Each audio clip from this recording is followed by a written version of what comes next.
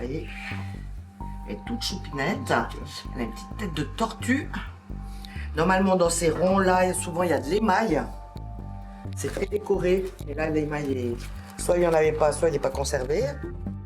Donc tous les objets qu'on a sous les yeux, là, c'est ce que, enfin en partie en tout cas, de ce que vous avez trouvé sur les fouilles de Martigny qu'on a parlé la semaine dernière. Il faut imaginer qu'on est bien au dernier niveau de la ville, comme je vous ai dit. Donc on a déjà beaucoup de mobilier, plein de monnaie. En général, au revers, il y a la tête de l'empereur et à l'avers, un événement historique qu'il a voulu mettre en valeur. Mais pourquoi ? Pourquoi avoir fait archéologue ? Alors moi, c'est assez simple. Au début, je voulais m'occuper des dinosaures. Et puis à 7 ans, j'ai été à Avenches avec mes parents et j'ai vu l'amphithéâtre. Et je sais pas, ça a été un mélange entre cette vision d'un monument, enfin vraiment monumental, et puis la lecture de la mythologie. J'ai fait des fouilles à 14 ans. Et là, je crois que ça vraiment, là, c'était très clair. Je crois que j'aime cette notion d'enquête, de remonter des pans de l'histoire. Et puis, il n'y a pas la notion pathos des enquêtes criminelles de la police actuelle.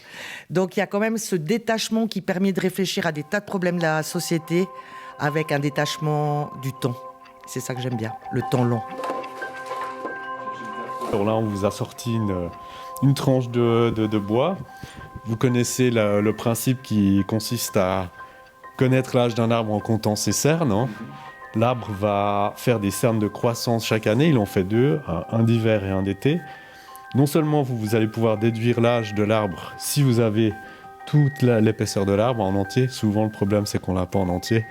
Et puis surtout vous allez pouvoir voir qu'il y a certains hivers ou certains étés qui ont des conditions plus difficiles. Les cernes n'ont jamais la même épaisseur. Donc en reportant l'épaisseur de chaque cerne, vous allez pouvoir construire une courbe qui raconte l'histoire de l'environnement de l'arbre. Grâce à ça, vous allez pouvoir construire toute une chronologie. Jusqu'aujourd'hui, on peut remonter avec les arbres jusqu'à environ 11 500 ans avant Jésus-Christ. Donc c'est déjà pas mal. Quand j'étais à l'école primaire, j'aimais beaucoup l'histoire. Et puis il y a quelque chose que j'aimais beaucoup faire, c'était comparer un peu les décors et un petit peu les caractéristiques de chaque époque et les mettre en perspective les unes par rapport aux autres. Alors je partais de la préhistoire avec tous les clichés qu'on peut avoir quand on a une dizaine d'années. Hein.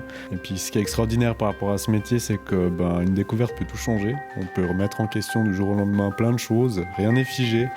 Et d'une dizaine d'années à l'autre, tout peut changer. Donc c'est quelque chose qui est vraiment très intéressant et passionnant. Donc là, par exemple, sous les yeux, on sait à peu près qui on a.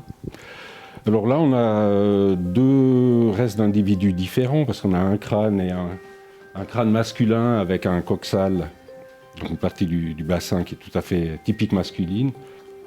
Et puis sur cet individu, on a essayé de chercher l'âge, parce que je me suis rendu compte déjà avec le crâne qu'il n'y avait plus de dents, la mandibule sans dents non plus, que c'était un individu âgé.